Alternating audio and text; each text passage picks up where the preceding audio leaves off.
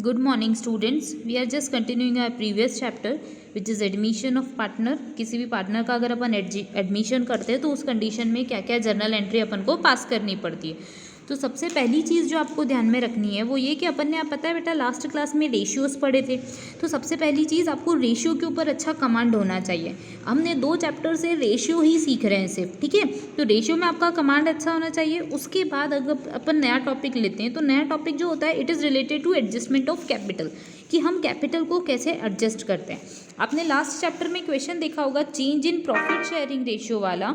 उसके अंदर आपको ये पता होगा कि हमने देखा कि कोई भी अगर पार्टनर आता है, किसी भी पार्टनर का अगर एडमिशन होता है तो ही और शी में ब्रिंग 2 थिंग्स, ठीक है, या फिर ही और शी में ब्रिंग 2 अमाउंट्स। उसको 2 अमाउंट कैपिटल में बिजनेस में डालना पड़ता है।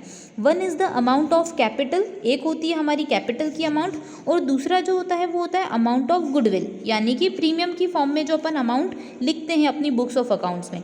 तो कैसे डिसाइड होगा या फिर कितना अमाउंट कैपिटल के लिए होना चाहिए और कितना अमाउंट कैपिटल के लिए होना चाहिए और गुडविल के लिए होना चाहिए, इसको अपन कैसे कैलकुलेट करते हैं, उसको अपन क्या करते हैं, कैलकुलेट कर लेते हैं, ठीक है। तो अपन ये कैलकुलेशन ही सीखते हैं बेटा।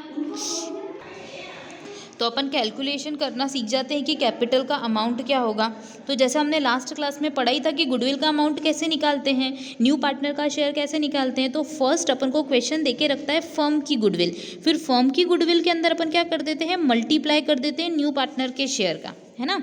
न्यू पार्टनर का जो गुडविल होता है वो कैसे निकालते थे अपन, तो न्यू पार्टनर के लिए गुडविल निकालने का फॉर्मूला क्या होता था, फॉर्मूला होता था firms goodwill multiply by new partner share. New partner के शेयर का मल्टीप्लाई कर दो तो अपन को क्या मालूम पड़ जाती थी, पूरी उस पार्टनर को कितने रुपए गुडविल के लिए लाने। जस्ट एज्यूम अगर 1 लाख रुपीज़ की गुडविल है, ठीक है, फर्म की, तो आपको अगर कोई नया पार्टनर आ रहा है और वो 1/10 शेयर के लिए आ रहा है, कितने शेयर के लिए, 1/10 शेयर के लिए, तो आप उसकी गुडविल का अमाउंट कैसे निकालते थे। तो आप कैसे निकालोगे, मान लो न्यू पार्टनर आया तो न्यू पार्टनर की गुडविल क्या हो जाएगी बेटा, न्यू पार्टनर की गुडविल हो जाएगी, फर्म की गुडविल कितनी है, 1 लाख रुपीज़, ठीक है। 1 लाख रुपीज़ में उसके शेयर का मल्टीप्लाई करा कितना हो जाएगा, 1/10। तो अल्टीमेटली कितने रुपए हो जाते हैं, वो पर्सन जो आएगा वो 10,000 रुपीज़ लेके आएगा। ऐसा करते थे, वैसे ही कैलकुलेशन अपन को भी कैपिटल में करना है। बट जैसे अपन को क्वेश्चन फर्म की गुडविल दे के रखता था वैसे ही अपन को फर्म की क्या निकालनी पड़ेगी, कैपिटल निकालनी पड़ेगी। तो फर्म की कैपिटल निकालने के लिए अलग अलग बेसिस होते हैं, ठीक है। तो अगर अपन को फर्म की कैपिटल निकालनी है तो क्वेश्चन में या तो आपको ओल्ड पार्टनर की गुडविल के अकॉर्डिंग निकालोगे या तो न्यू पार्टनर की गुडविल के अकॉर्डिंग, ठीक है। तो अपन फॉर्मूला सीख लेते हैं सबसे पहले। If question net given you the information, अगर आपको क्वेश्चन ने इन्फॉर्मेशन आपको दे रखी है किसकी, गुड कैपिटल के बारे में, तो अपन देखते हैं कि न्यू पार्टनर की कैपिटल दे रखी है या नहीं दे रखी है, ठीक है। तो अपन को फर्म की कैपिटल निकालनी पड़ेगी। सबसे पहले फर्म की कैपिटल निकालना हमारा क्या होता है, मेन बेस होता है फर्म की कैपिटल निकालना। तो जस्ट अज्यूम अगर क्वेश्चन आपको न्यू पार्टनर की गुडविल नहीं देता तो फर्म की कैपिटल निकालेंगे अपन सबसे पहले ओल्ड पार्टनर के बेसिस पे। किसके बेसिस पे, ओल्ड पार्टनर की कैपिटल के बेसिस से। मतलब question had not given you the capital of new partner, मतलब जब न्यू पार्टनर की कैपिटल आपके पास नहीं होगी, ठीक है, तो new partners capital is missing. If new partners capital is missing, अगर न्यू पार्टनर की कैपिटल क्या हो जाती है, मिसिंग हो जाती है, तो उस केस में अपन कैपिटल कैसे निकालते हैं, फर्म की। तो फॉर्मूला हो जाता है बेटा firm's group capital is equal to, firm's capital is equal to, ठीक है। जो फॉर्मूला होता है वो मैं आपको लिखवा रही हूँ कि फॉर्मूला क्या होता है। तो firm's capital is equal to, देखो ओल्ड पार्टनर्स कैपिटल, मतलब इसको अपन बोल सकते हैं एडजस्टेड कैपिटल। तो फॉर्मूला क्या बन जाएगा, adjusted capital of old partners, ठीक है, multiply by reciprocal of remaining share. तो इससे आपको किसकी कैपिटल मिल जाएगी, फर्म्स कैपिटल। अब ये रेसिप्रोकल अपन ने क्यों करा ना, तो मैं इसका लॉजिक बताती हूँ, ठीक है। रेसिप्रोकल करने का लॉजिक क्या था, वो अपन एक क्वेश्चन सॉल्व करेंगे तो आपको पता पड़ जाएगा रेसिप्रोकल क्यों करा, ठीक है। अब ये फॉर्मूला होता है, अगर फॉर्मूला लर्न करना है तो लॉजिक में नेक्स्ट टाइम में जब क्वेश्चन सॉल्व करूँगी तो बताऊँगी।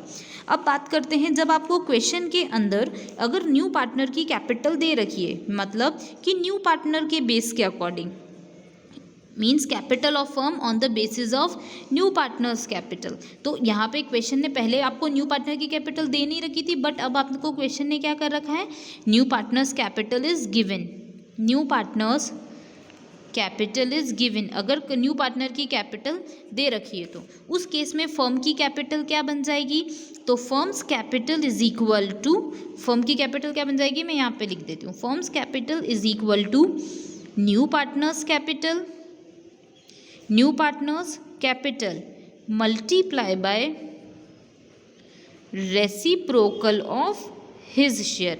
मतलब न्यू पार्टनर की कैपिटल में काय का मल्टीप्लाई कर दो, रेसिप्रोकल कर दो न्यू पार्टनर के शेयर का, तो किसकी कैपिटल आ जाएगी अपने पास, फर्म की कैपिटल। फिर आप उसको न्यू प्रॉफिट शेयरिंग रेशियो में डिस्ट्रीब्यूट कर दो, तो हर पार्टनर को कितनी कैपिटल एडजस्ट करनी है वो आपको पता पड़ जाएगा। जस्ट अज्यूम अपन क्वेश्चन करते हैं अपनी बुक का, तो क्वेश्चन नंबर 21 सॉल्व करते हैं। आपको दिख रहा है अपनी बुक के अंदर क्वेश्चन नंबर 21 पेज नंबर 4.52। तो क्वेश्चन ऐसा बोलता है कि A and B are partners in a firm sharing profit and loss in the ratio 3:2. A और B partners हैं, their capital are ₹10,000 and 5,000. They admitted C for 1/2 share, मतलब वो half share लेगा अपनी फर्म के अंदर और सी को अपन लेके आते हैं।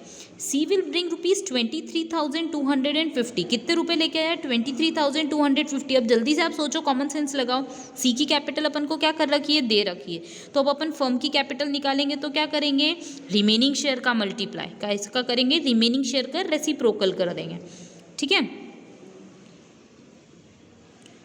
सॉरी, सी की कैपिटल अपन को दे रखी है तो अपन क्या कर देंगे, सी का जो भी शेयर था उसका रेसिप्रोकल कर देंगे। अब क्वेश्चन बोलता है it is decided to keep the capital of A and B on the basis of C's capital. मतलब अब सी के अकॉर्डिंग अपन को नई कैपिटल निकालनी है, तो फॉर्मूला क्या बन जाएगा, तो देखो C's capital given to you, C's capital is equal to 23,250। अब मैं आपको लॉजिक समझाऊंगी कि रेसिप्रोकल क्यों करते हैं।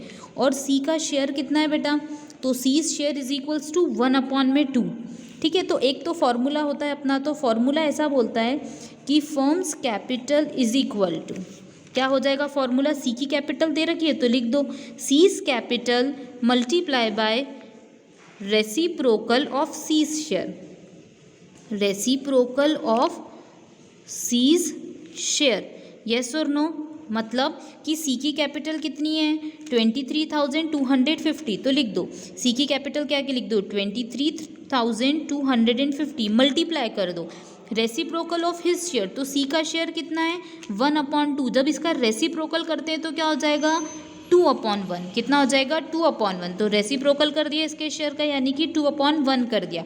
तो इसका डायरेक्ट अपन क्या कर लेंगे, डबल कर देंगे, तो 250 का डबल हो जाता है 500, 3 2 6 2 2 4। मतलब फर्म की कैपिटल अपने पास कितनी आ जाएगी 46,500। अब इस कैपिटल को अपन कौन से रेशियो में डिस्ट्रीब्यूट कर देंगे, न्यू रेशियो में। कौन से रेशियो में डिस्ट्रीब्यूट कर देंगे, न्यू रेशियो में, ठीक है। तो अपने पास कौन सी कैपिटल आ जाएगी, न्यू पार्टनर की कैपिटल।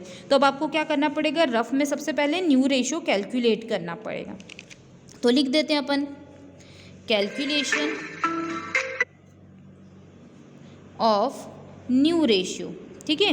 न्यू रेशियो की कैलकुलेशन क्या हो जाएगी ये अपन देखते हैं, ठीक है। तो calculation of new ratio is equal to, अब आपको कुछ नहीं दे रखा है क्वेश्चन में, तो रिमेनिंग वाला लॉजिक लगाना पड़ेगा। मैंने आपको पहले ही बताया है, एक होता है SON और एक होता है RON। तो रिमेनिंग वाला अपन लॉजिक लगाते हैं। तो 1 minus new partners share would give you 1/2, और 1/2 का अपन काय में मल्टीप्लाई कर देंगे, ओल्ड में, तो अपने पास न्यू आ जाएगा। New ratio of a, new ratio of b, तो क्या आ जाएगा रिमेनिंग मल्टीप्लाई बाय ओल्ड।